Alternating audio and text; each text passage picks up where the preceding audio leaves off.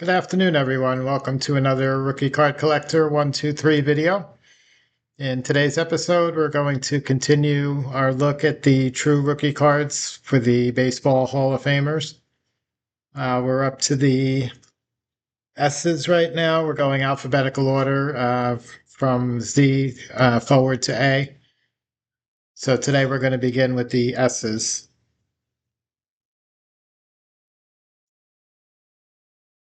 The first card we're going to look at today is going to be one that's probably familiar to a lot of you. This is the 1967 Topps Tom Seaver rookie card, also shared with Bill Dennehy, who was another New York Mets pitcher back in 1967.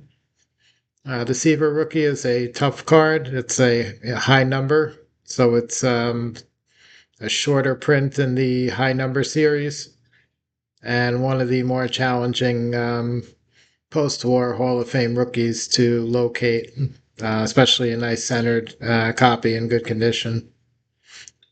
So Tom Seaver, 67 Topps, rookie stars with the New York Mets. Next to Seaver here, we have Albert Red Schoendienst. Schoendienst was a great outfielder for the St. Louis Cardinals during the late 1940s and throughout the 50s and into the early 60s. Also had some managing, coaching days as well after his playing days were over. So Schoendienst, many collectors go after his 1948 Bowman black and white card as his rookie card of choice.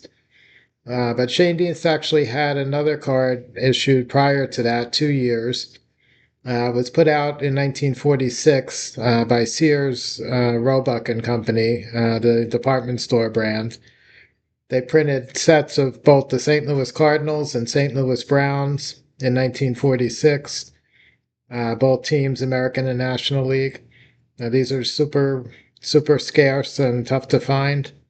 There's a Stan Musial 46 in here as well, which is a Musial rookie card option.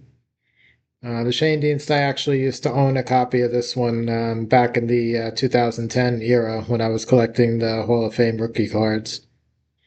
As far as I know, there's either one or two of these known. Could be more out there. I've only come across the one I had, and I believe there was one other I saw in an auction catalog at some point. So 1946 Sears, St. Louis Cardinals, Red Schoendienst.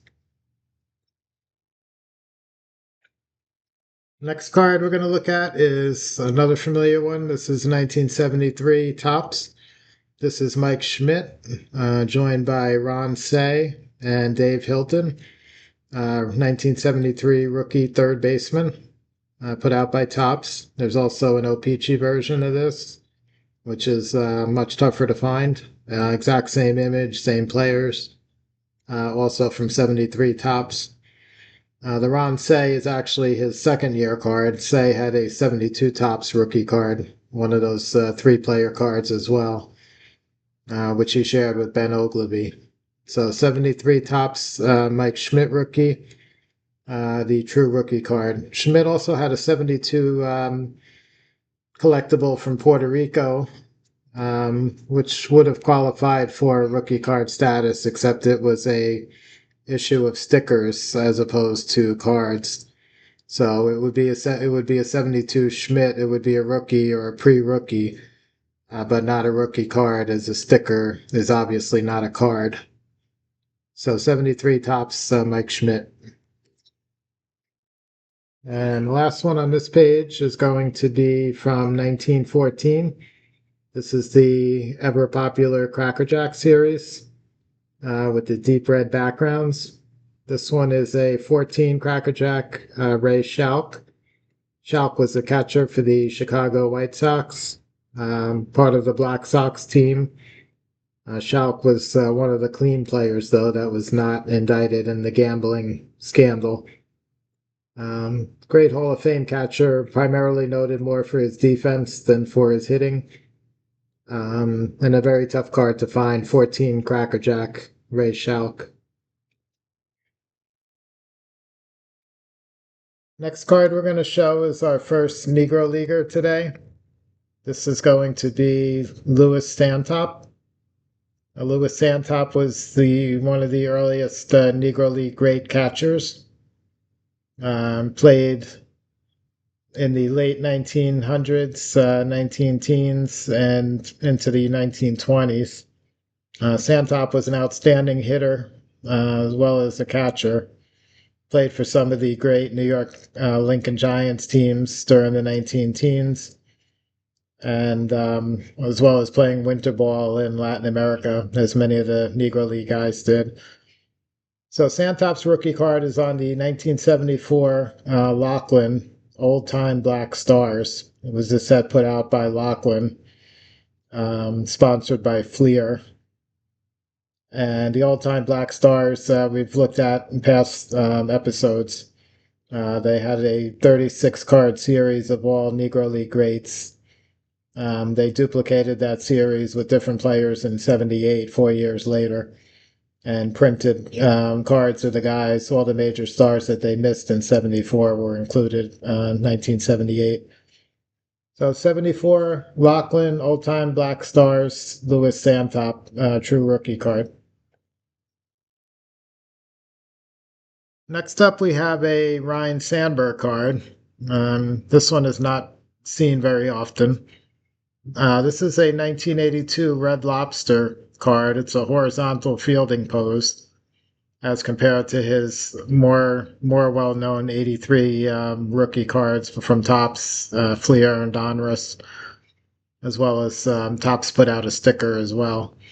So the Red Lobster was an issue of all Chicago Cubs that came out in '82. They're full color. They're a little bigger than standard size cards, and not that easy to come by, but they are out there. It's a year before the '83 other Sandberg rookies, the Topps, Fleer, Donruss, and a great option for somebody looking for a little bit tougher rookie card of Rhino.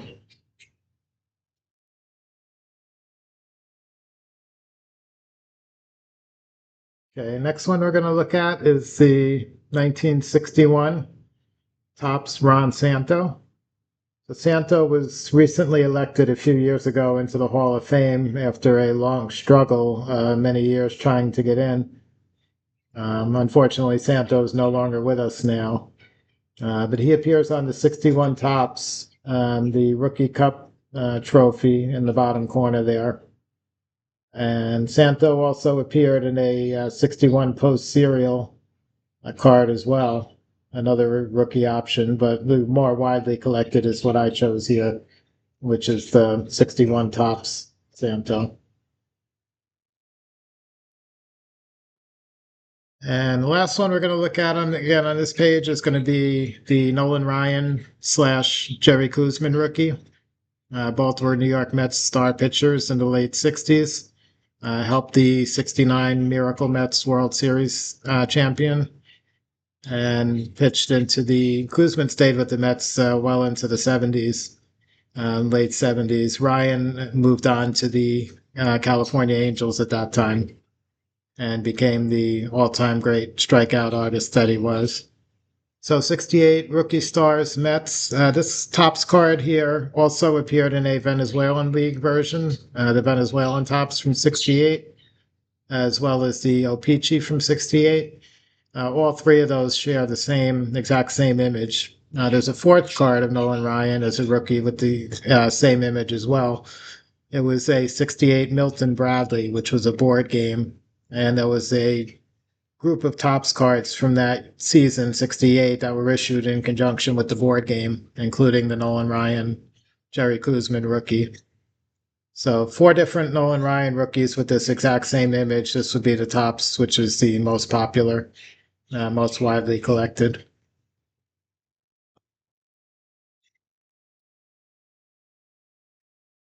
Okay, the next one is a real biggie.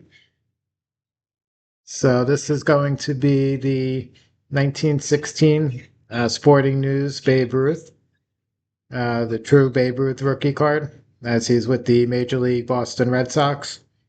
Many of you know he had a 1914 card to produce 2 years earlier when he was with the Baltimore minor league club.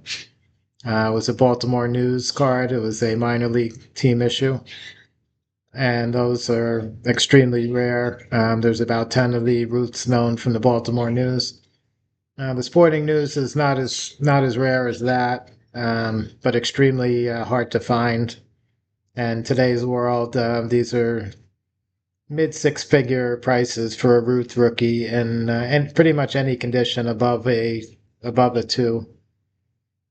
1916 Sporting News. These came in about 20 different backs, advertising backs from various retail stores and other companies and brands. The Sporting News is one of them. The blank back is the most common. And then there's, like I said, a number of other different advertising backs. So, True Babe Ruth Rookie 1916 Sporting News, cataloged as either M101 5 or M101 4. Both of those were issued in 1916 consecutively, one after the other.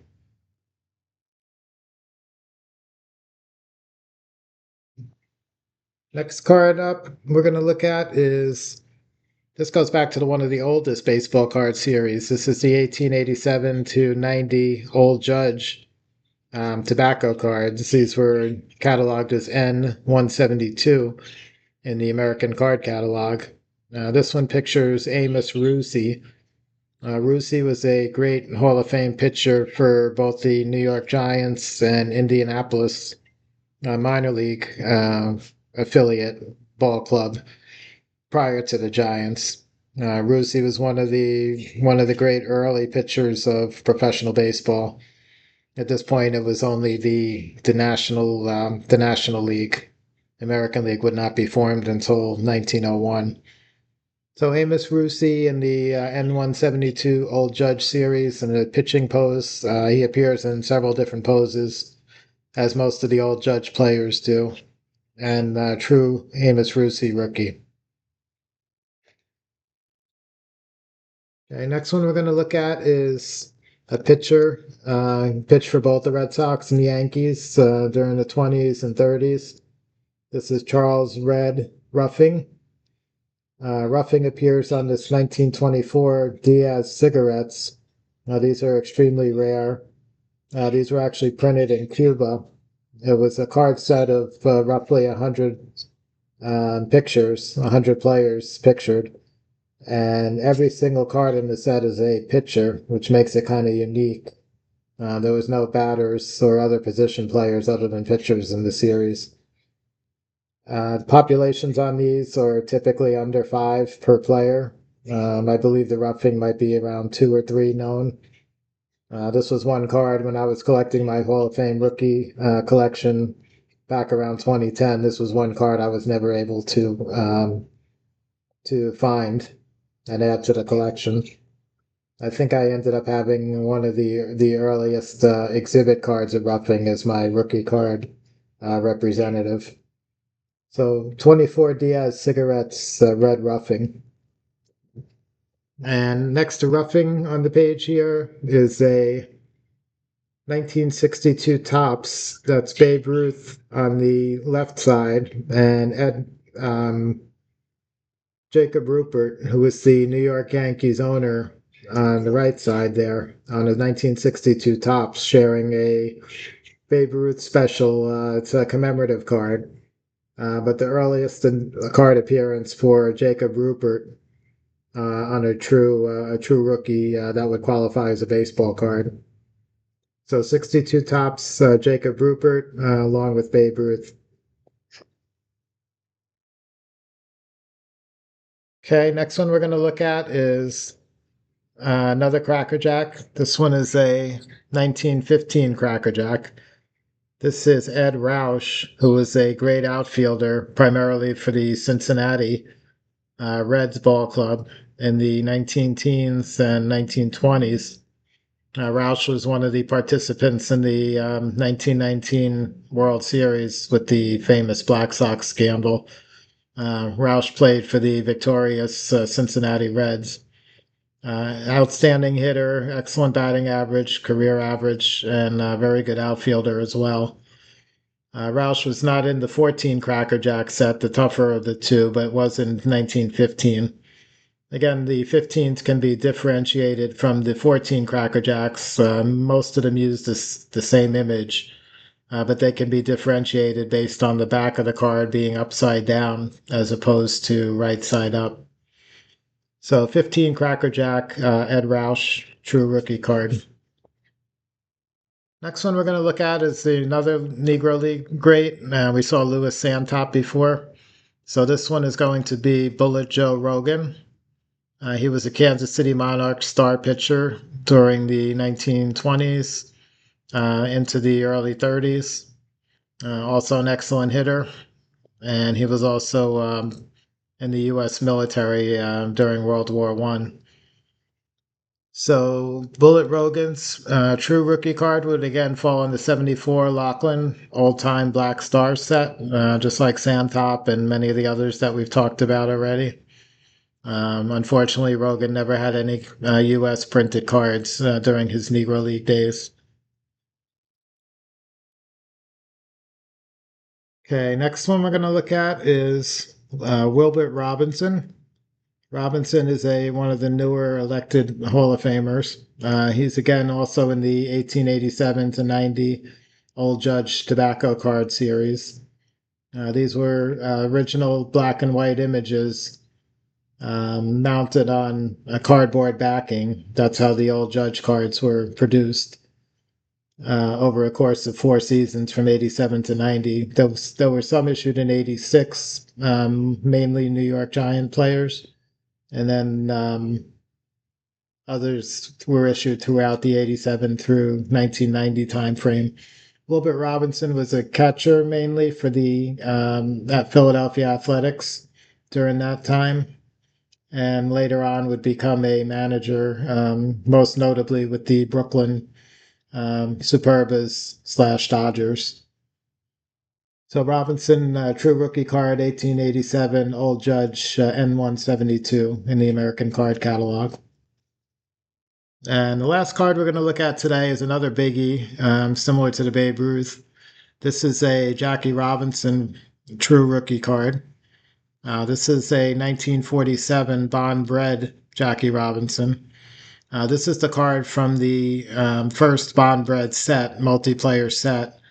I believe it's 48 cards in there. I'm not 100% sure. But 48 cards, they're black and white. They have rounded corners or really beveled corners, which is like a flat edge on each corner. Otherwise, would have been round. And these were produced, as I said, in 47.